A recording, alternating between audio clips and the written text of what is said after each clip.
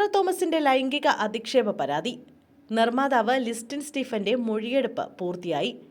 സാന്ദ്ര തോമസിന്റെ പരാതിയിൽ നിർമ്മാതാവ് ലിസ്റ്റിൻ സ്റ്റീഫന്റെ മൊഴിയെടുപ്പ് പൂർത്തിയായി. 1.5 മണിക്കൂറോളം മൊഴിയെടുപ്പ് നീണ്ടു. മൊഴിയെടുപ്പ് നടപടിക്രമങ്ങളുടെ ഭാഗമാണെന്നും യോഗത്തിൽ നടന്ന കാര്യങ്ങളെക്കുറിച്ചാണ് ചോദിച്ചതെന്നും ലിസ്റ്റിൻ സ്റ്റീഫൻ പ്രതികരിച്ചു. സാന്ദ്രയുടെ ലൈംഗിക അധിക്ഷേപ പരാതിയിൽ കഴമ്പില്ലെന്നും പ്രൊഡ്യൂസേഴ്സ് അസോസിയേഷനിൽ ഐക്യകണ്ഠേനെടുത്ത തീരുമാനമാണ് സാന്ദ്ര തോമസിന്റെ പുറത്താക്കലെന്നും ലിസ്റ്റിൻ സ്റ്റീഫൻ പറഞ്ഞു. പിന്തുണ ലഭിച്ചില്ല എന്നത് സാന്ദ്ര തോമസിന്റെ ആരോപണം മാത്രമാണ്. പ്രൊഡ്യൂസേഴ്സ് അസോസിയേഷനിൽ സ്ത്രീകളുടെ പങ്കാളിത്തമുണ്ട്. സാന്ദ്ര വന്ന കമ്മിറ്റിയിൽ പങ്കെടുത്തു എന്നതിനാലാണ് പോലീസ് വിളിപ്പിച്ചത്. ഒപ്പം കമ്മിറ്റിയിൽ പങ്കെടുത്ത 21 പേരെയും പോലീസ് വിളിപ്പിച്ചിട്ടുണ്ട് എന്നും ലിസ്റ്റിൻ സ്റ്റീഫൻ പറഞ്ഞു. വിജയിച്ച സിനിമ വരുമ്പോൾ നിർമ്മാതാവിന് സന്തോഷമുണ്ടാകും. പക്ഷേ സാന്ദ്രയുടെ അടുപ്പിച്ചുള്ള സിനിമകൾ വേണ്ട രീതിയിൽ ഓടിയിരുന്നില്ല. അഭിപ്രായമുള്ള സിനിമകൾ മാത്രമേ തിയേറ്ററുകൾ ഓടിക്കൂ.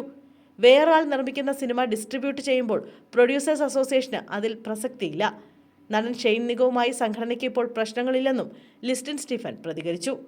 കുറച്ച് ദിവസങ്ങൾക്ക് മുമ്പാണ് പ്രൊഡ്യൂസേഴ്സ് അസോസിയേഷനിൽ നിന്ന് നിർമ്മാതാവും നടിയുമായ സാന്ദ്ര തോമസിനെ പുറത്താക്കിയത്.